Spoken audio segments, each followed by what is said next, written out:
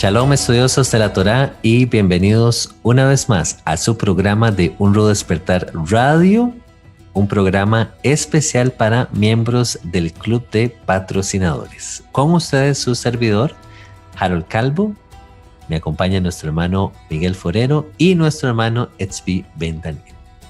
Vamos a dar continuación con el estudio de la porción de la Torá y la parashá que corresponde al día de hoy, esta semana, es la parashá que lleva por título Pekudei. Pekudei.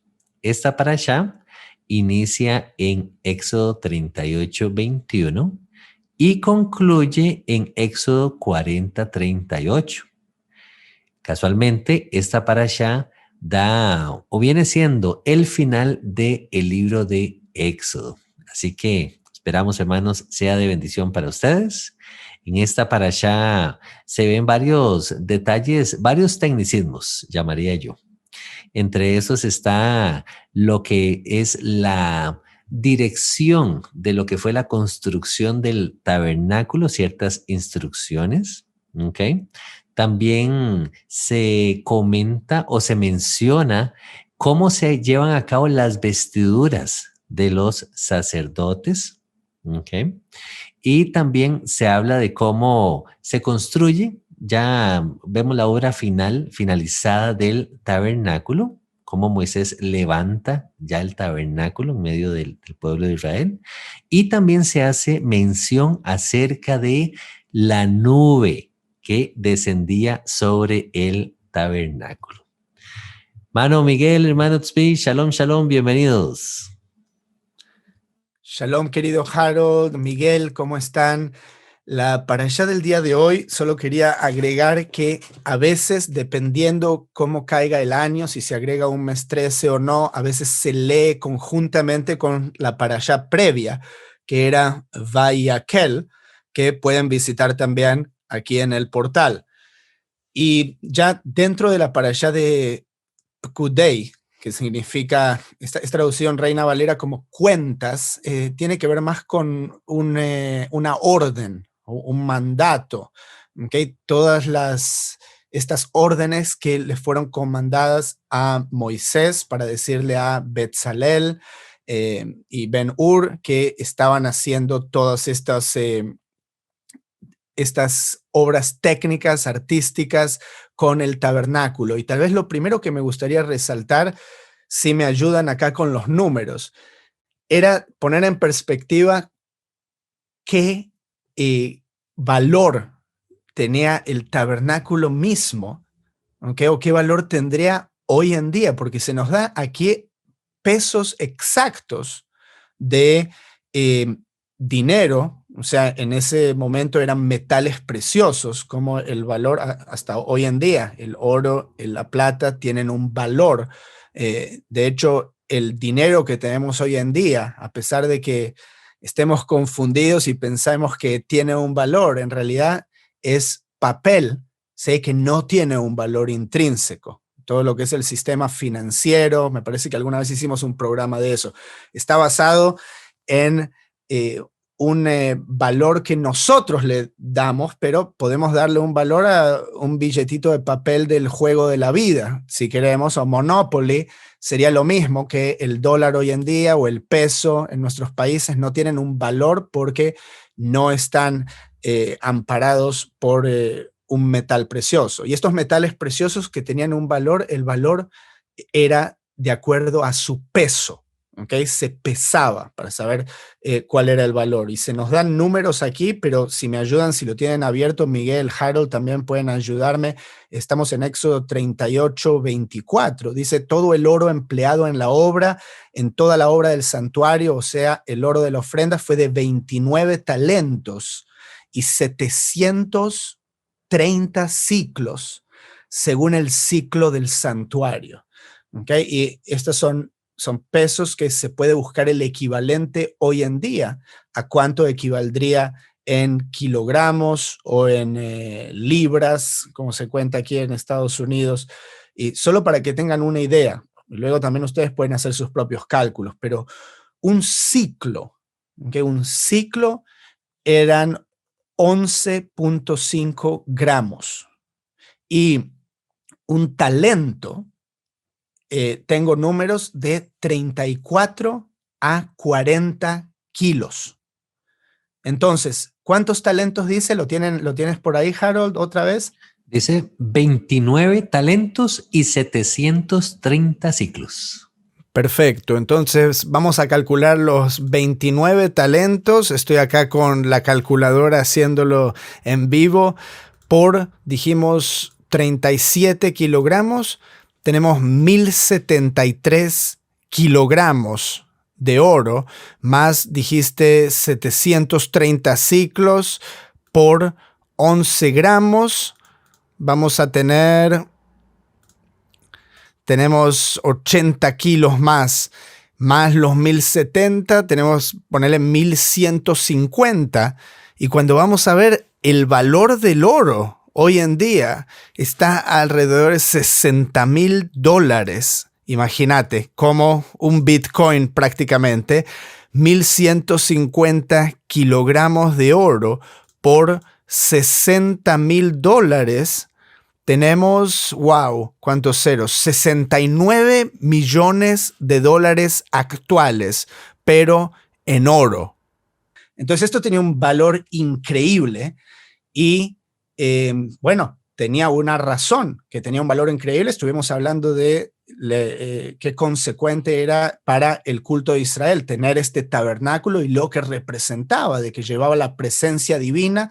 Entonces, obviamente, tenía un valor indiscutible. Y imagínense también, para ponerlo en contexto, y le paso la palabra ya a Miguel, el pueblo de Israel se quedó estacionado en el monte Sinaí por más de un año, ¿ok? Y vamos a ver cuándo es que erigieron el tabernáculo. Pero desde que Moisés bajó del monte Sinaí, después tuvo el incidente del becerro, volvió a subir, luego volvió a bajar con las segundas tablas que él había escrito, que escuchó del Todopoderoso. Y a partir de ese momento, el pueblo de Israel tiene una misión, que es construir ese tabernáculo. Toda la gente que había salido de Egipto están estacionados ahí en el monte Sinaí, trabajando en este proyecto comunitario. ¿Okay? Obviamente, primeramente, Betzalel y Ben-Hur, pero todo el pueblo de Israel colaborando. Habíamos visto también cómo las mujeres también tejían, cómo todos traían ofrendas, y esto se convierte en la razón central de ser del pueblo de Israel. Hermano Miguel, bienvenido. Gracias. A mí una de las cosas que me llama mucho la atención aquí es el sentido de integridad de Moshe, ¿no? Porque él, como líder que recibe toda esta cantidad de oro, de plata, no tiene inconveniente en reportar cómo se utilizó todo eso. O sea, es una persona muy transparente, de ninguna manera podemos sospechar nosotros de que, el hombre se cogió algo por debajo de la mesa ahí para pasárselo como herencia a sus hijos, cosa que es muy acostumbrado hoy en el liderazgo de todo tipo, ¿no? Sabemos que la gente hace manejos de dinero y en esos manejos va, en Colombia se dice el CBY, ¿cómo voy yo? ¿Cómo voy yo en el negocio, no? Resulta que Moshe no hay CBY, él simplemente transparentemente muestra todas las cosas, indica exactamente cómo se gastó todo, cómo se utilizó, y eso es una característica que hoy necesitamos mantener. Yo creo que no solamente nos debemos cuidar de hacer las cosas mal, sino también de la apariencia del mal. ¿Qué de lo que yo puedo hacer, aunque no sea malo, de pronto puede ser interpretado como que está mal? Puede comprometer nuestra integridad. Nuestra integridad, claro. Nosotros en la manera de vivir estamos construyendo una credibilidad por la manera que actuamos, la manera que hablamos, nuestra puntualidad, todo esto. Entonces, qué sabio esto, Juan Miguel. Eso no se puede comprometer por cosas que tienen apariencia de mal. Moshe podía no haber hecho ningún informe, pero lo hizo. Y de esa manera él quedó limpio, ¿no? Entonces, digo, es una aplicación que podemos utilizar para aplicarla en nuestras vidas hoy. Amén.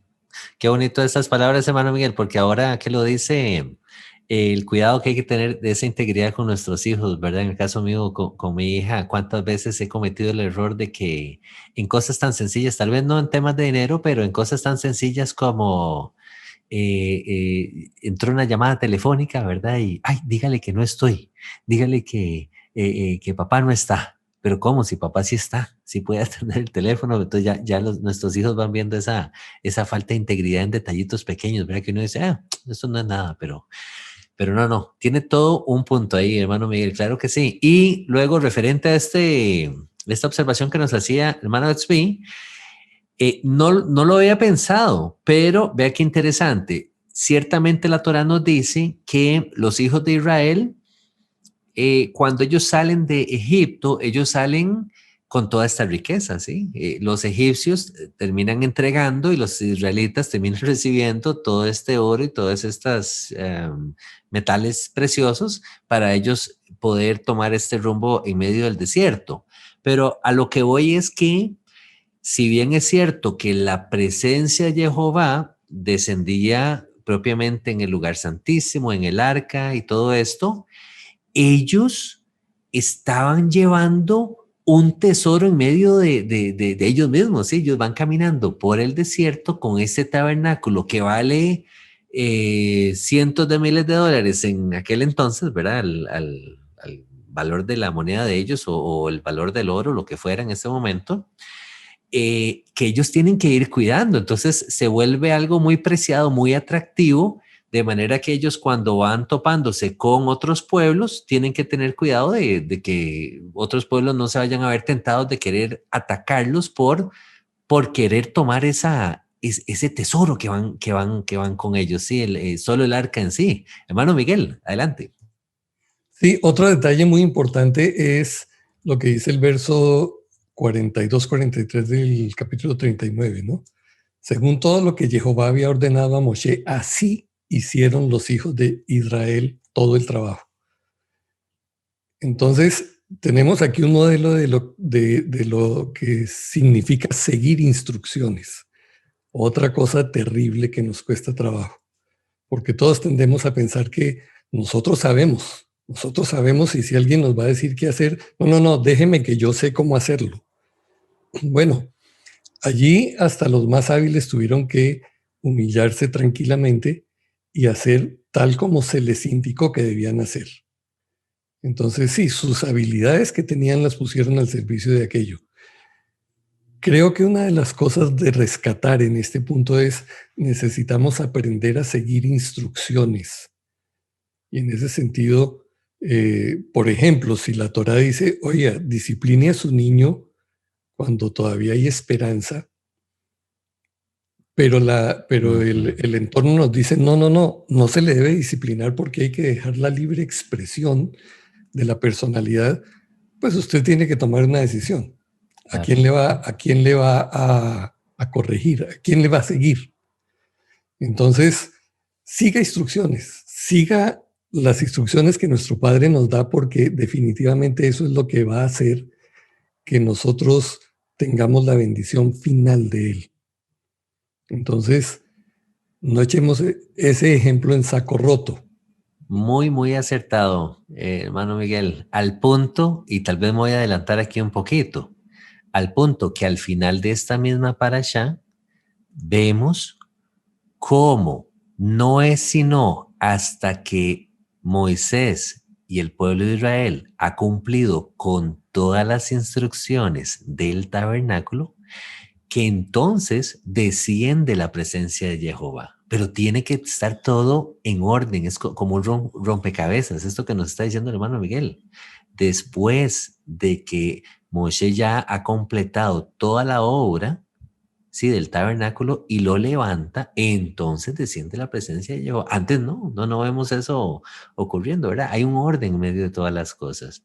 Y a medida que vamos viendo todos estos metales que fueron usados para la construcción del santuario, también se nos presenta un dato muy interesante, hermanos, y es el dato de que el pueblo de Israel había pasado por un censo, ¿sí? Ya se nos había mencionado un censo.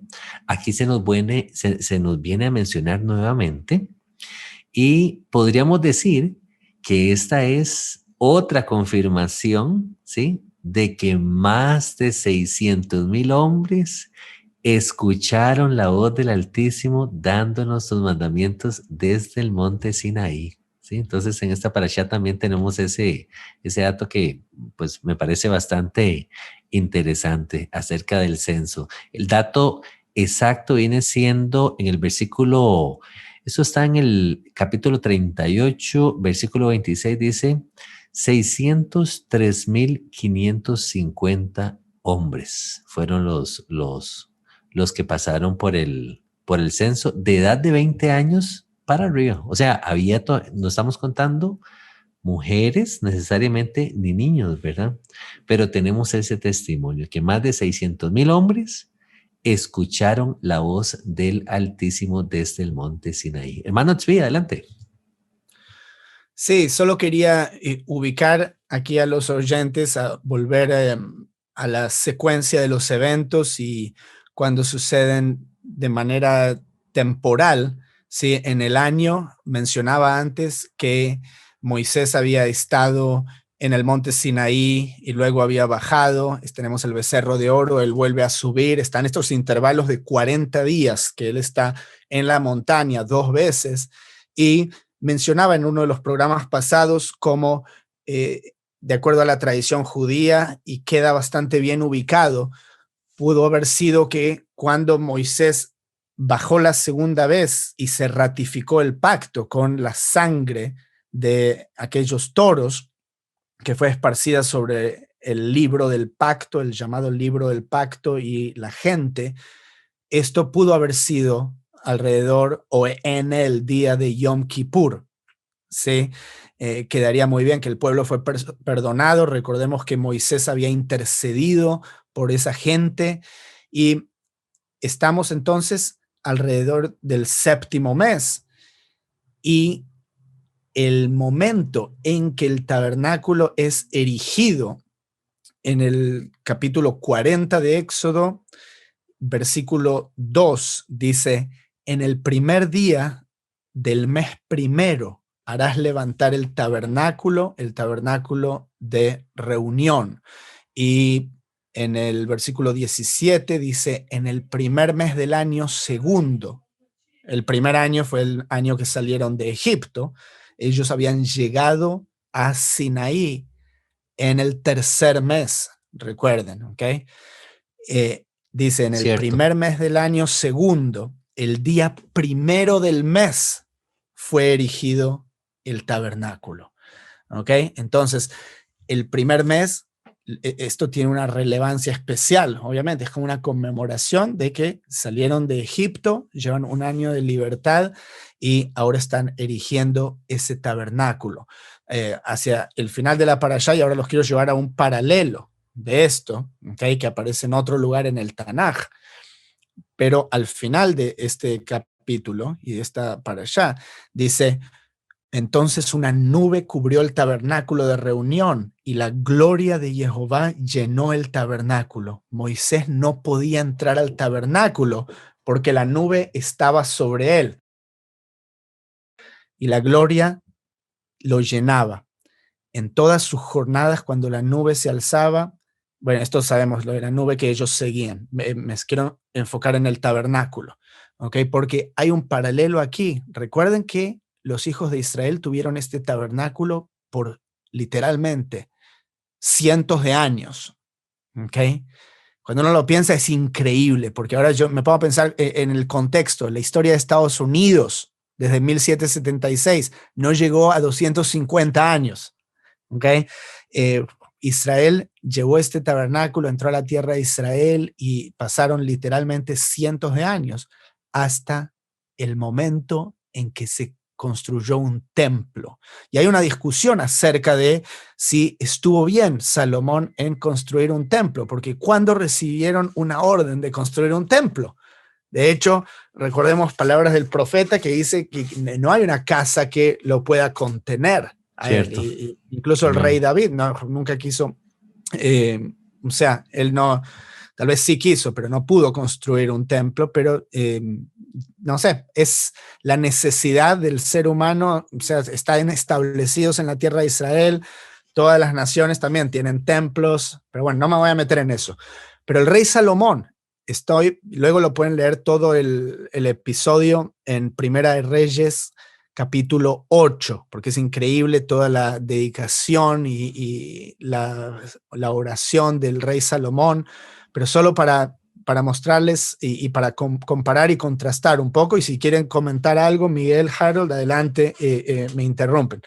Dice, entonces Salomón reunió ante sí en Jerusalén a los ancianos de Israel, perdón, a todos los jefes de las tribus y a los principales de las familias de los hijos de Israel para traer el arca del pacto de la ciudad de David, que es Sión. Se reunieron con el rey Salomón todos los hombres de Israel en el mes de Etanim, que es el mes séptimo, el día de la fiesta solemne. Entonces aquí podemos comparar con cuando se erigió el tabernáculo, que fue en el primer mes. ¿Okay? Entonces sabemos que ambos meses son polos opuestos del año, el equinoccio de primavera y de otoño, las fiestas de primavera y fiestas de otoño, y el día de la fiesta solemne pudo haber sido Yom Teruah, el comienzo del mes, o para la fiesta de Sukkot. ¿Okay? Tenemos todas estas fiestas en el séptimo mes. Dice que los sacerdotes levantaron el arca y la trasladaron junto con el tabernáculo de reunión y todos los utensilios que estaban allí. Luego el rey Salomón y toda la congregación de Israel que se había reunido junto a él estaban delante del arca, hicieron los sacrificios. Luego llevaron los sacerdotes el arca a su lugar en el santuario de la casa, el lugar santísimo, el llamado Kodesh Kodashim, debajo de las alas de los querubines. Nos cuenta aquí algunos detalles de los querubines. Luego sacaron las varas de madera, que sus extremos se podían ver desde el lugar santo. ¿Okay? Todos estos detalles increíbles, porque uno se puede imaginar ahí cómo estaba situada cada cosa. ¿Okay? En el arca no había cosa alguna, sino las 2 tablas de piedra que allí había puesto Moisés en el Joreb, donde Jehová hizo un pacto con los hijos de Israel cuando salieron de la tierra de Egipto. Pregunta de trivia, Miguel y Harold. Dice que había solo 2 tablas de piedra. ¿Qué más debía haber habido ahí? ¿Se acuerdan? La vara de Aarón que floreció y una vasija con el maná. El maná. Muy bien, punto para Miguel. Aquí, y después habla de la dedicación, ¿okay? De lo que dijo Salomón. Solo voy a leer el primer versículo de lo que dijo porque me encanta. Dice, Jehová ha dicho que habitará en la oscuridad, pero yo te he edificado una casa por morada, un sitio en el que tú habitarás para siempre. ¿Ok? Interesante. Y luego empieza a decir bendito, Jehová habla de las promesas de David. Les recomiendo realmente que lean ese versículo, es una muy buena oportunidad para leer, todo el capítulo. Y luego ya al final de ese capítulo, ¿okay? Es un capítulo bastante largo, dice que hizo fiesta, en versículo 65, durante 7 días y aún otros 7 días. Esto es durante 14 días. Al 8º día despidió al pueblo y ellos, bendiciendo al rey, se fueron a sus casas alegres. ¿Okay? Entonces, la dedicación del tabernáculo, pero a cientos de años de distancia, cuando el rey Salomón lo dedicó ya en el templo. Me pareció interesante compartirles. Yo creo que ese es uno de los capítulos más hermosos, uno de mis favoritos, hermano Tzvi, ahora que lo mencionas. Dentro de ese discurso, Salomón menciona que cuando Israel se vuelva, le dé la espalda a Jehová, entonces existirá esa posibilidad también de que Israel pueda arrepentirse, volverse a Jehová en dirección, haciendo oración en dirección hacia el templo. Entonces, de ahí creo entender que surge la tradición de que cuando se ora y no estás en la tierra propiamente de Israel, el judío siempre busca hacia la dirección de Jerusalén, basado en ese capítulo. Entonces, muy, muy interesante. Yo también les motivo a leer ese capítulo hermosísimo, ¿sí? Dice que Jehová escuchará la oración del pueblo, ¿sí? Estoy parafraseando. Cuando el pueblo le dé la espalda y entonces decidan arrepentirse, él va a escuchar la oración de arrepentimiento. Muy, muy hermoso. Dentro de esta parasha, ya para ir finalizando, también está el dato interesante acerca de las vestimentas sacerdotales, de cómo ellos llevaban campanillas, se nos dice en el versículo 25.